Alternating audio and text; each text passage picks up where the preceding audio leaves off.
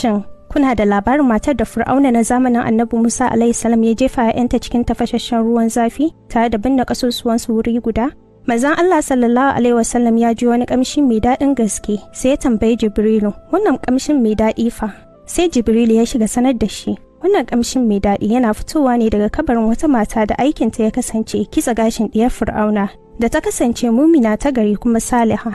Wata rana tana cikin kitsa gashin ɗiyar Fir'auna sai tsinken kitson ya faɗo daga hannunta, sai ta ce bismillah. Nan ‘yar Fir'auna ta ce da ita, shin kina da wani abun bautawa ba mahaifina ba? Sai matar ta ce da ita, Ubangiji na shine Ubangijin mahaifinki wato Allah. ‘Yar Fir'auna nan ta kwashe yadda suka yi da wannan matar ta gaya mahaifinta, nan take Fir'auna ya buƙaci matar ta bar musulunci amma ta ƙi.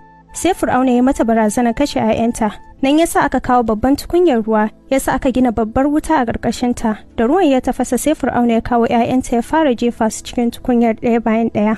Amma duk da haka matar ta tsaya tsayin daka kan musulunci. Ko da Fir'auna ya kai ƙaramin yaron da take shayarwa, tana kuka sai Allah ya baiwa yaron damar yin magana ya ce, ya mahaifiyata, ki yi haƙuri, azabar lahira ta fi azabar rayuwar duniya, kuma kada ki shakka domin kin yi gaskiya. Sai matar ta roƙi Fir'auna da ya tattara ƙasusuwanta da na ‘ya'yanta ya binne su wuri guda wato kabari ɗaya. Fir'auna ya mata alƙawarin haka ya jefa ta cikin tafashashen ruwan, wanda shine kamshin da manzon Allah sallallahu alaihi wasallam ya je na fitowa daga kabarinta, wanda hakan ke nuni da irin matsayinta. Allahu Akbar. Allah ya sa mu kyakkyawan ƙarshe. Amin summa amin. Da fatan za ku ci gaba da kasancewa da Umdas Online TV domin sai da ku.